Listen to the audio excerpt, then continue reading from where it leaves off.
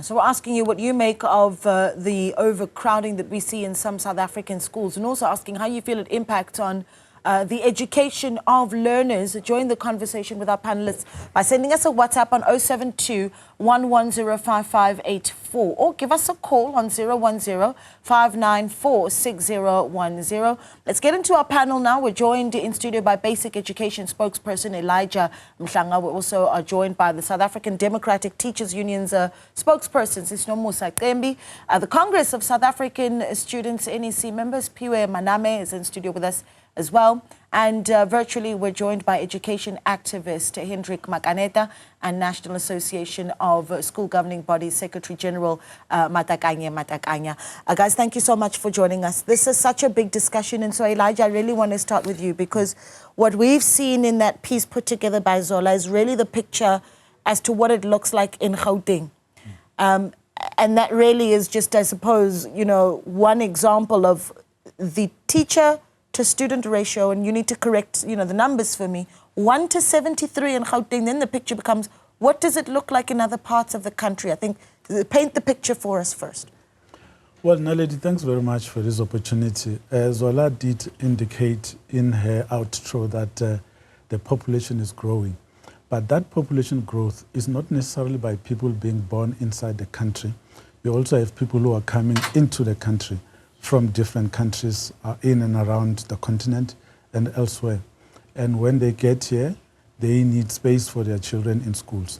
But you also have people migrating inside the country from one province to another, and when they settle in another province, they go to the urban centers.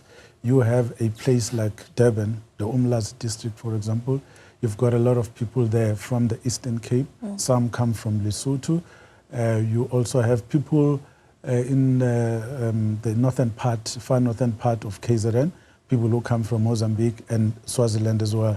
If you go to Mpumalanga, it's the same thing. We were in a school with a minister 2 or 3 weeks ago, where the school principal told us that the smallest class had 53 learners. All other classrooms. This is where? In Mpumalanga. 50. The smallest class has 53 learners. Yeah, so in that school. So that school is usually overcrowded. And by the way, it's not in a city. It's in a township. So it's not just the schools in the urban centers, also some schools in the rural areas and townships, especially those that are located near the borders. So you have a responsibility as education to admit all the children that are coming through based on the court order of December 2019, which has since been incorporated into the BELA Act, which now says in terms of the admission policy that we need to admit all the learners that are coming into the country. So you have a more greater and faster demand for education than the system can handle.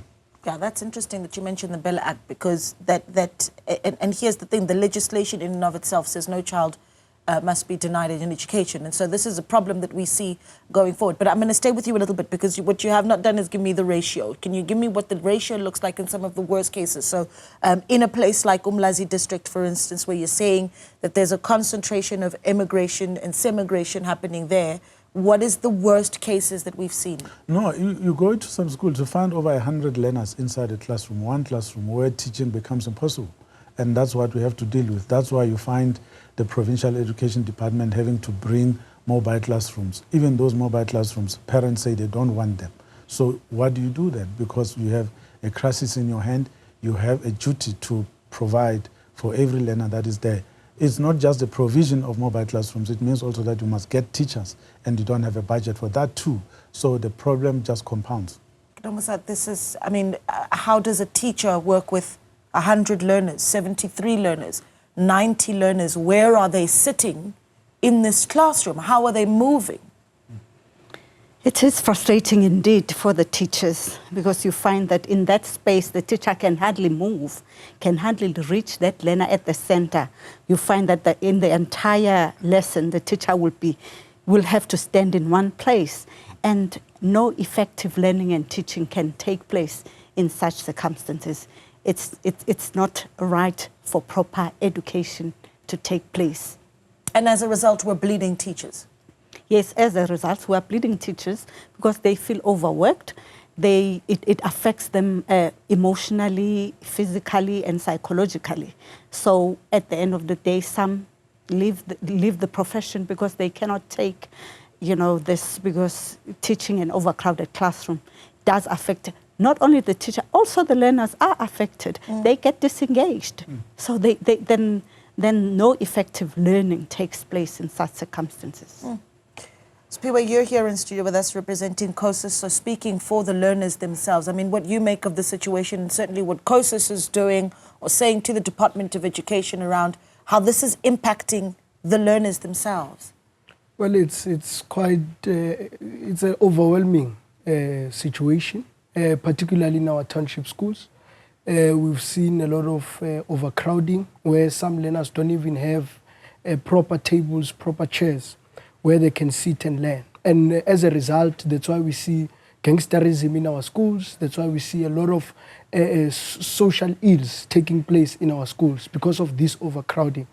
But earlier this year, we did engage the Department of Education, the DG, and his team, and we did we expanded on this overcrowding issue and many other issues that are there in the Department of Education. Yeah, Mr. Makaneta, I want to bring you in here. You're an education activist, and the reason why I want to bring you in is perhaps you can talk to us about what it is that you're seeing that we're doing wrong here. Again, we've said multiple times just in the establishment of this conversation that this is quite often a township problem. There's something to be said about how it's primarily a township problem and not necessarily a suburban problem. Mr. Makaneta, what do you make of what we're getting wrong here? Definitely, as of now, it is still a township crisis. This is where, as Elijah has earlier said, you find, more than 70 learners in one class. And, the ideal situation would be, at least 35, a minimum of 35 and a maximum of 40 learners in a classroom so that proper learning and teaching can take place. But obviously, Nomusa has already indicated that this leads to poor learner engagement and, of course, teacher burnout, as you have correctly analyzed. And if we are not careful, the BELA Act will have a negative impact as well. Because remember that, the BELA Act brings several changes, which means that if the HOD, for example, is going to force the schools in suburbs to admit more learners, it means that in the long run, we are going to experience overcrowding throughout the country. And unless government finds a way to build additional classrooms, we'll continue to sit with this problem. And it's unfortunate that as we speak now, the austerity measures have affected not only the Department of Basic Education, but every other department in the country. And of course, this has led to budget cuts. And I don't see how government can be able to speedily resolve this. I know in Gauteng, as Elijah said, they set aside about 207 million rands just for mobile classrooms so that they could be able to accommodate as many learners as possible. And I think that we are also calling upon parents to agree with the department when it comes to mobile classrooms. I know that many parents, as Elijah said, are not very keen, to see their children learning in these mobile classes. But under the circumstances, it can only make sense that we work hand in glove with government to make sure that our learners can be able to prepare a future for themselves. Yeah, I mean, there's a lot to look at here. I mean, you mentioned the BELA Act as well, Mr. Makaneta, and there's the issue around. So it is the Democratic Alliance that had this oversight visit in Cosmos City. And they went to Cosmos Junior School, and there they found 92 grade 1 learners. I mean, this is foundational learning at this point. The attention to detail that is necessary for a grade 1 learner is incredibly important. And we're starting to see why then we get to grade 4 and our learners simply can't read for meaning. But we're going to get into how the BELA Act is also impacting on this. But let's take calls. 0105946010. Seka's in Alberton. Seka, good evening. Thanks for calling. Oh, thank you very much. Evening.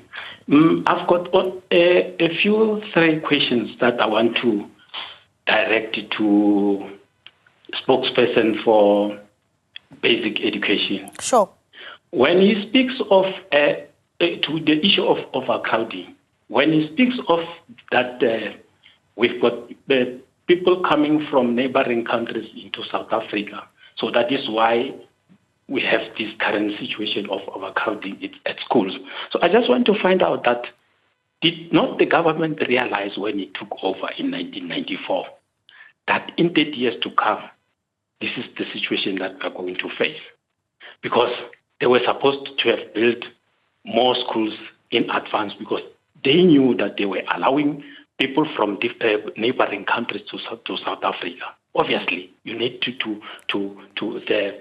make your plan to accommodate that situation. The second question is, why are we now building satellite? Actually, around these satellite schools, classes or whatsoever, I just want to find out the environment inside, because when I look at the structure, I can see that it's a container. And then when you put children into the container, is it that not going to have an effect in terms of their mind, the well-being of their mind, more especially in this heat wave? Because a container, it's so hard.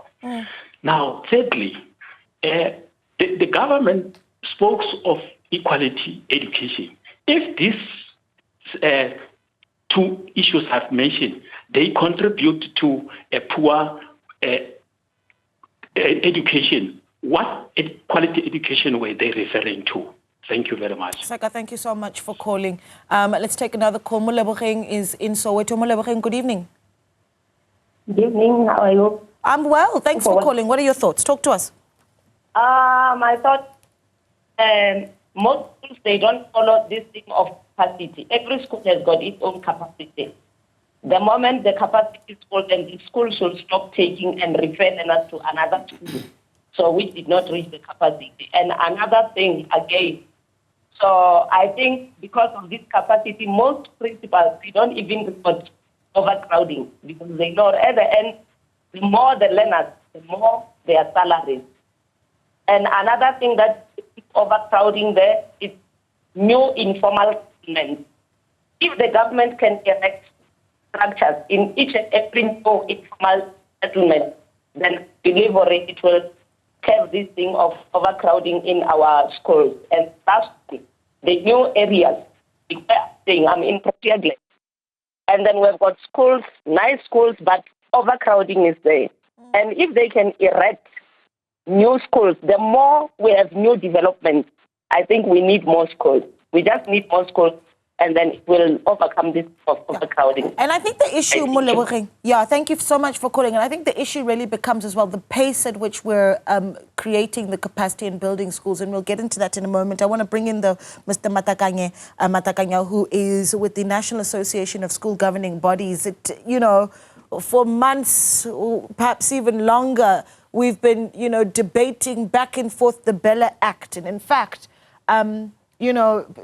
seemingly now, as we look at what the Act puts in place, I wonder if this is, in your view, a turning of the tide on the Act. I mean, one of the things that the Act certainly does is that it grants undocumented children access to education. So children that come from other countries don't even need to necessarily have the documentation, are able to access and find a desk within the schooling system. Is the BELA Act turning on us here, Mr. Matakang?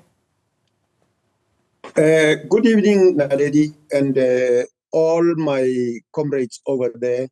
Good evening, and all the viewers, South African viewers. This problem, Naledi, it's bigger than this debate. And you'll remember that this debate started even before the liberation in South Africa, before 1994, particularly in the township in the working class, in the rural, deep rural, the poor, the poorest schools. This thing has forever existed. Then after liberation, quickly, then parents realized that, and that is now the mind that is existing as of now, and which has to be changed, that quality education is in the former Model C schools. There is no more quality education in the township, in the areas like this and all this. So people are flocking to places like Western Cape, places like Gauteng, thinking that now that's where quality education is. And what we have to do is to change that mindset. That's the first thing that we have to do, to change the mindset. And talk to the department that once, because as you talk of BELA Bill is saying if school has got 300, less than 300 children, that school must close down. Lot of schools in Soweto, you can come and study. Lot of schools have been closed down. And those schools being closed down, then they give them to somebody else. There are enough schools. There's no need of building schools. There are enough schools in South Africa. So those schools must just be rehabilitated once and again, because parents have been leaving those schools. That's the second point. The third point is that Elijah is talking of the neighboring countries bringing schools, bringing children into South Africa. I think that is the matter of the government. They must see how to mediate that. They must make sure that in the Southern Africa, then those children are followed by the budget. The budget must come and educate their people in this country. We can't. I mean, we cannot really do that. The government must start, as the Constitutional Court has ruled. I mean, you can't rule without balancing. That there must be, I mean, really and truly, what people who are suffering are us, the black people in this country. The former Model C schools are fine, there's no problem. And another thing, Naledi, that we have to address, and we have been addressing this thing for long, that please change this policy that says once the school has oversubscribed, then the principal must get a notch of some sort. It's not, the principal is not going to earn the same as other principal, you know. So that is going to create, that is creating problem, because principal want to fill up their school, and when the principal this school is small, then the principal wants to leave the school, go to the school that is oversubscribed. So those are the problems that we will never see quality education. When we got liberation, we thought now time is now that our children must get. We have been defending this question of say. Grade 4 learners cannot read for meaning. We've been defending these things, and it is there. I mean, you have just mentioned in question of deep slow. I mean, Cosmo City, where children are just overcrowded into that, and just for them to be gatekeepers and all this, not with quality education. When are we going to get quality? And Naledi, I think this debate is very important, that we must take it to the second level.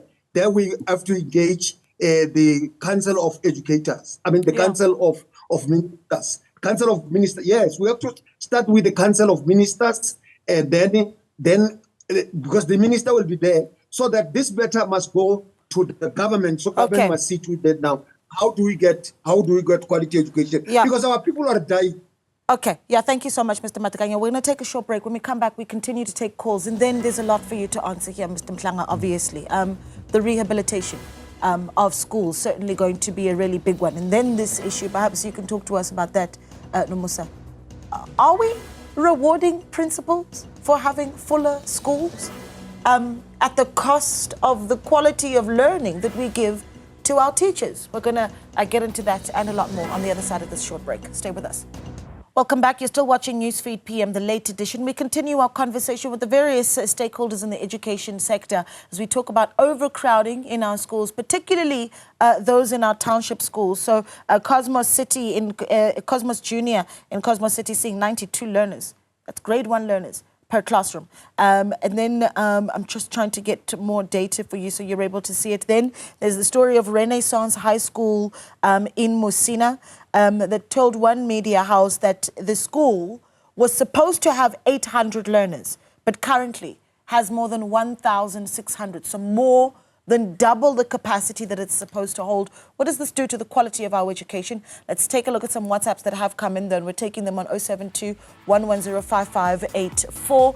But Kaya Somtaka says the main cause is poor border management authority. SA Home Affairs are so useless. All of these schools are full of undocumented foreigners. Kaya, we appreciate the WhatsApps and thank you for sending it. Diana says, why not have 2 sessions? Example, 8 a.m. to 12 p.m. and 12 to 4. Certainly we'll put that question forward, Diana. Thank you so much for that. Sanjay says, it's sad to see how children suffer.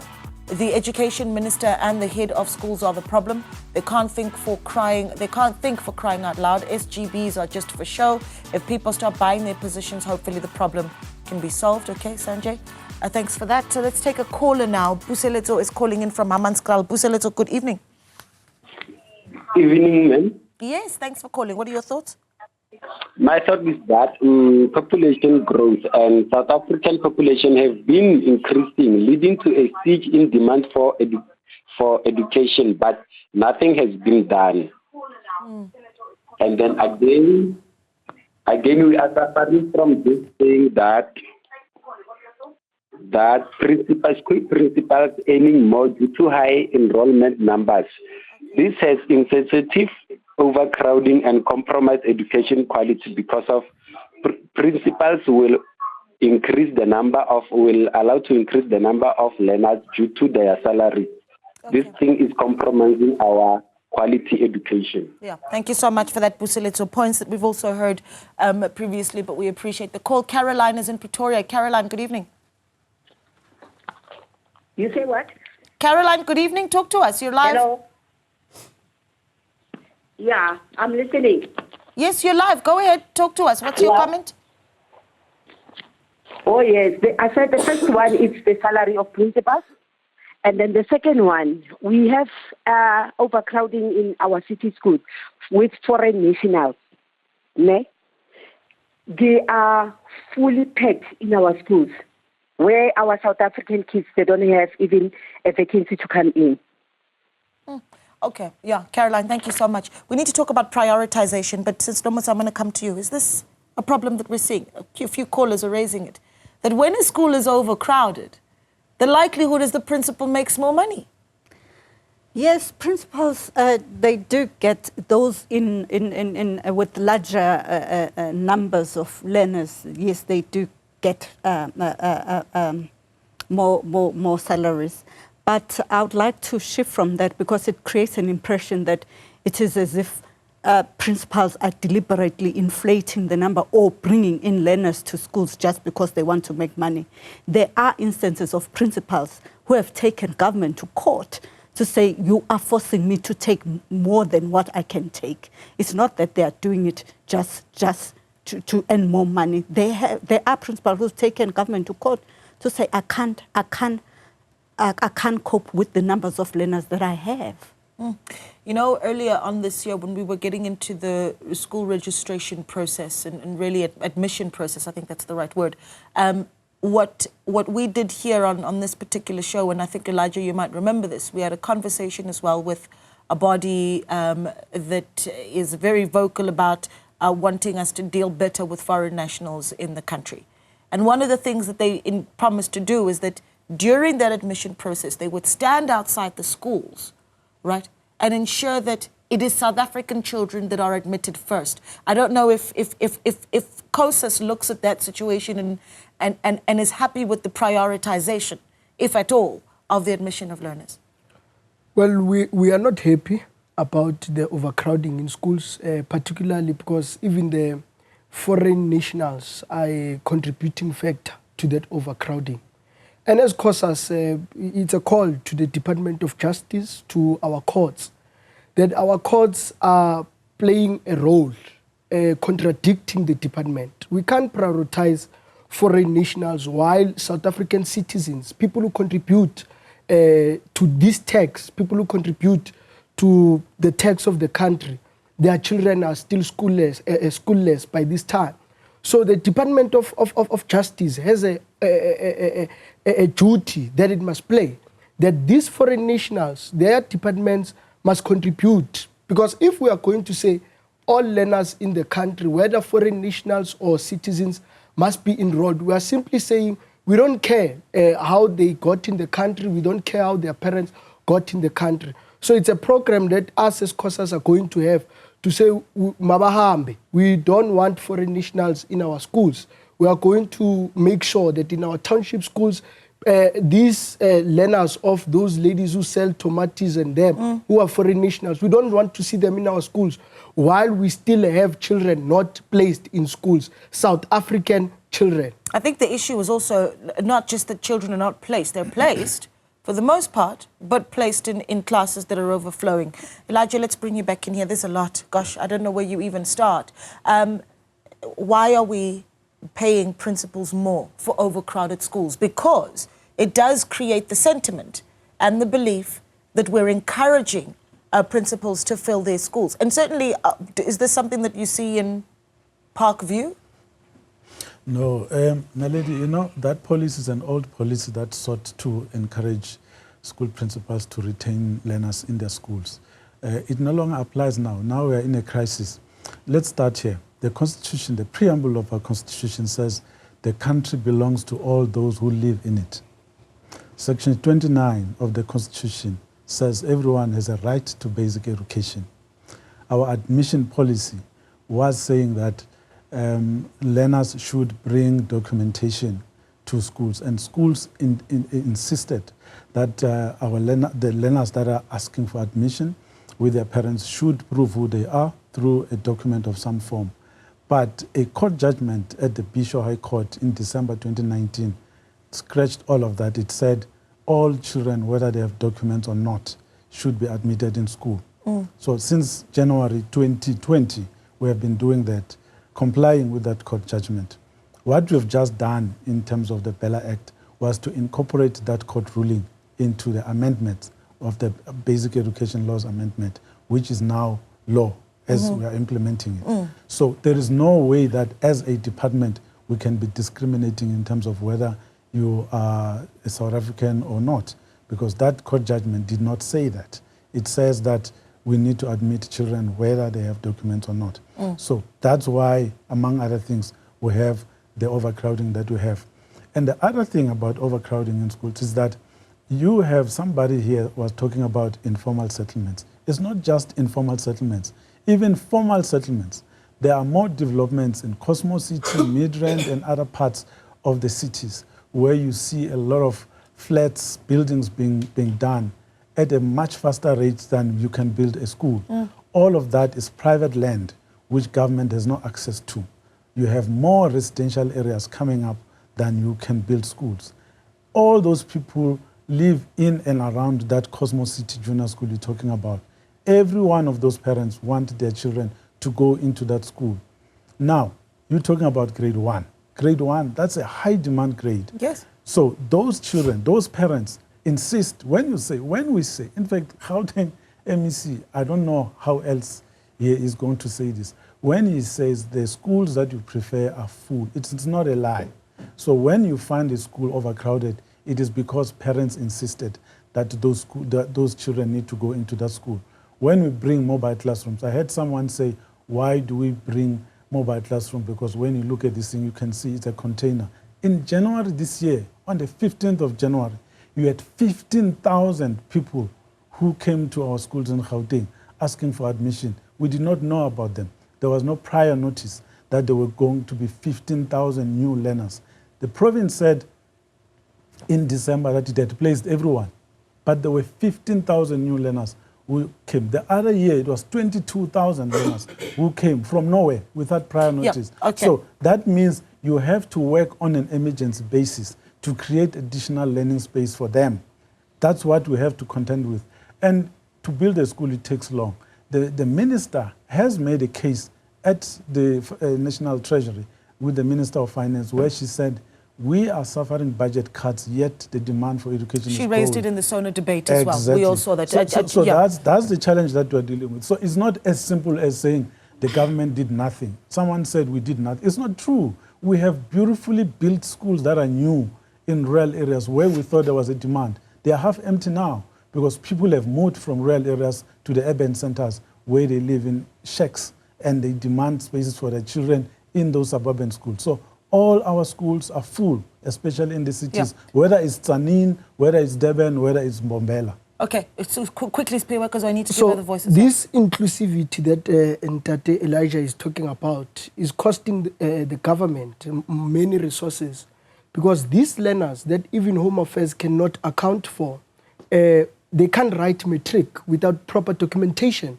From the first place, why enroll people who can't even write matric? That's why when the minister... They write. They just can't receive the... No, they can write. We had about 16,000 matriculants who sat for the examinations without in the last year, without documentation. What your certificate will not have is your ID number because you don't have it. But we will put, Umaluso will put a unique number on your certificate. And by the way, we have always made this point that please, if you are admitted without a document, you still need to work with Home Affairs to get that document because you are not going to be able to use your certificate anyway. Right, but I get the point you're making. Wasted the resources. So here's what's interesting, and this is now where the schools take on some of the responsibility. And Mr. Matakanye, perhaps you can take this one, because where we're admitting undocumented learners, to some extent there is some responsibility that the school has to ensure that they bring Home Affairs in to get documentation for these learners. Is that correct? That's the biggest problem that we have. I mean, schools has got nothing to do with Home Affairs.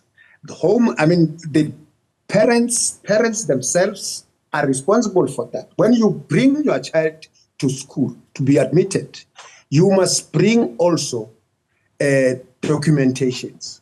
So it is not the responsibility of the school to follow this, is to bring a documentation. Now this court ruling, that's where it started messing up things, because there is no need of following parents to bring the documentation in school, because the court says now this child has got the right to education. So I think we just really have to get the understanding of how do we balance this thing, where then the children, I think Kosas put a very clear case, where the children, we are paying taxes, we are really paying taxes.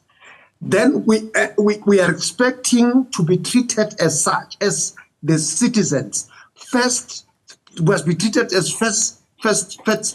first-hand citizens, but we are treated as because sometimes the very same parents who are paying tax in this country, their children are not admitted in the schools, and then the foreign children are admitted because they have got right to education. Now, hence I said earlier on, this matter is bigger than this debate. I think we have to take it to the second level so that we debate it to say, then how do we do it? How do we do it? Is it possible that these countries must bring the money along with that? You can't just... Okay, Mr. Matakanye, I think that point is made. I want to bring in Mr. Makaneta here, because perhaps, looking from the outside in and as an activist, you can say, well, here are the opportunities, because we can sit and mull over the problem for years and years, but there has to be a solution. Mr. Matakanye essentially saying, well, let's approach our neighbors and say, contribute to the funding pool. I don't know what opportunities you see. Well, Naledi, I think that given the challenges that we face, there is obviously a need for government to partner with the private sector to make sure that we resolve this whole question of overcrowding. Yes, the proposals are welcome to say so-and-so should pay and so on, but the reality is that we are sitting with a problem, and this problem has to be resolved. I noticed in the Western Cape, they launched something 2 days ago. They launched something called the traveling classroom. which has got all the necessary resources.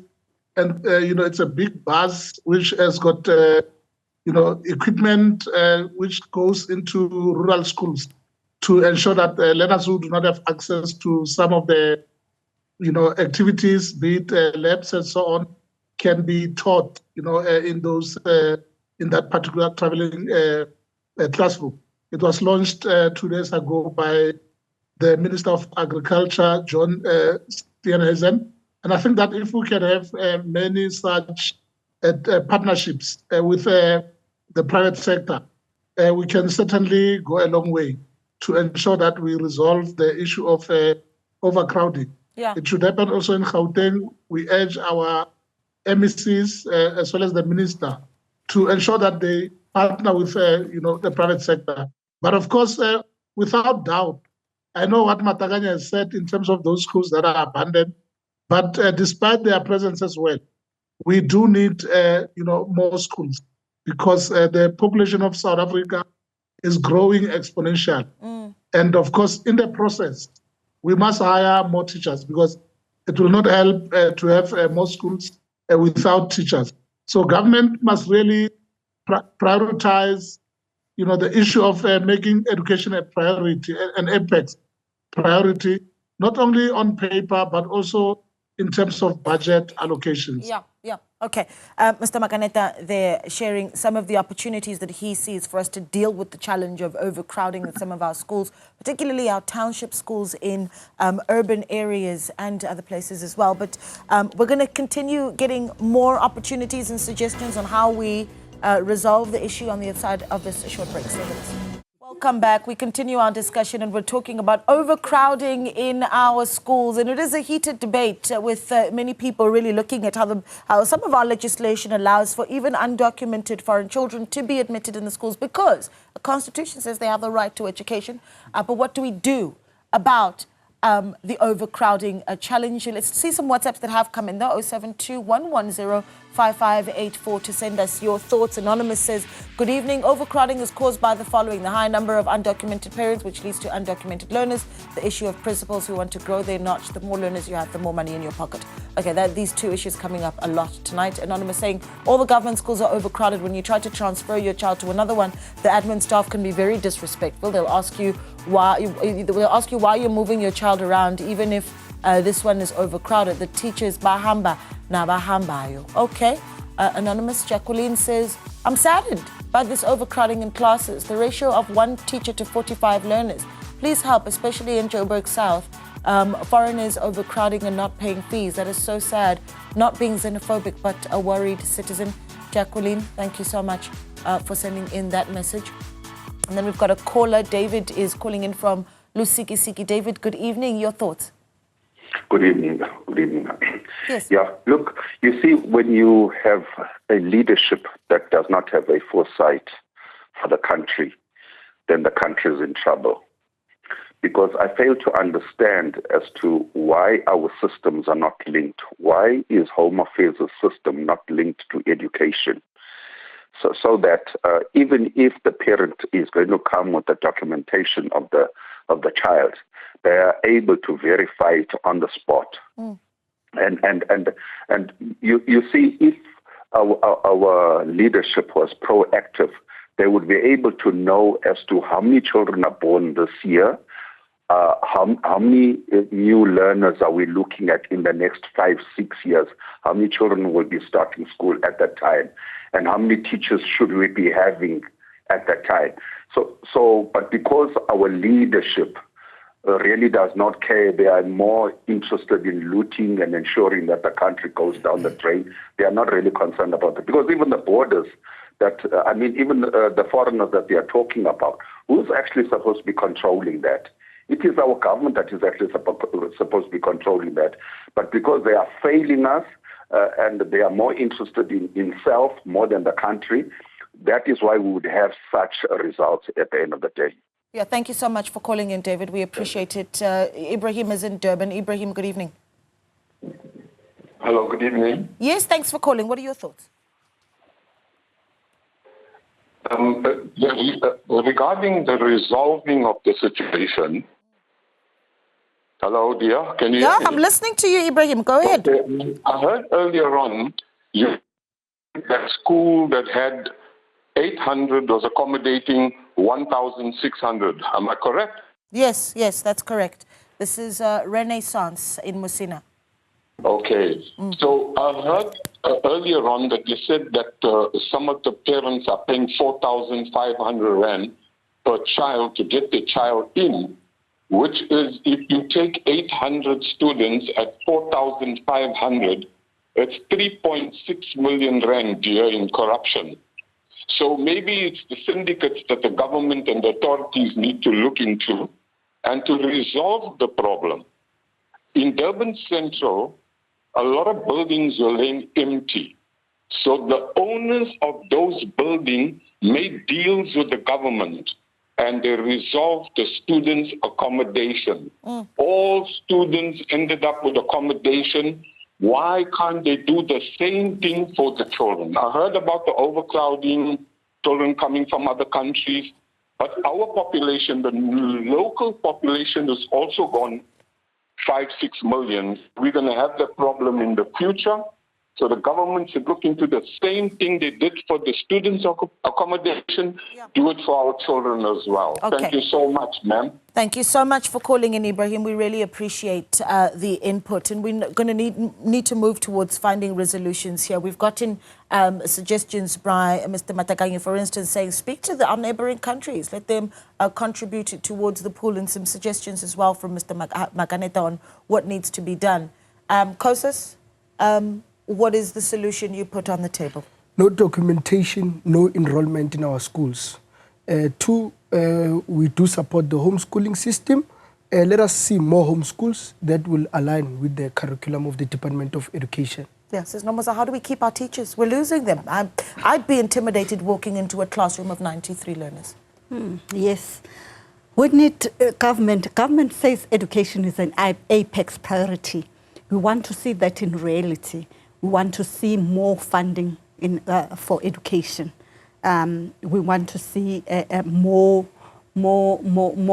being done to ensure that teachers for teacher well-being. Very little is done for teacher well-being. They are teaching in this overcrowded classroom. They get burnout, and yet what is being done, we don't feel it is enough to look at their overall well-being. So we say more funding for public education. More funding, and I imagine that's the call you'll be making as well ahead of the budget speech as a department, no surprises. But talk to us a little bit about where the opportunities you see as a department really are. I mean, a lot of the callers have said, we knew that we were going to have a swell in our population. Why didn't we build schools fast enough? So talk to us about the goals that have been set where that's concerned. No, we've built schools, but when children are suddenly bussed in from other countries, you can't plan for that because you don't know how many are coming. The planning that we do as a government is based on the data that is assessed based on the number of people that are in the country and the birth data that the Department of Health provides to National Treasury for it to be able to allocate funding to the different departments. So on that basis, the planning is there. But when people suddenly arrive, you can't plan for that. Like at the example I gave you, there was another, I think 3 or 4 years ago, where Northern Cape, Kimberley, there were suddenly 25,000 learners who arrived in the first schooling day of January. No one knew where they came from without prior notice. How do you plan for something like that? So there are things that you can plan for. There are things that suddenly happened without a plan. So what you do there is to jump into action, bring mobile classrooms, try get teachers. So the teachers, we are not losing them. The teachers are not in short supply. What is in short supply is the money to employ the 30,000 plus teachers that are graduating every year. That should come into the system to alleviate the overcrowding that is there. What we need is money. The relationship between DBE and Home Affairs, because we have a long-standing partnership with Home Affairs. We have a long-standing protocol agreement with Home Affairs. We have an agreement. If you are wearing school uniform, you go to a Home Affairs office, you will receive priority there over the people who are standing there waiting to be assisted, because we are trying to help as many of our learners as possible. Even the Home Affairs working hours are extended to assist our learners for them to get IDs.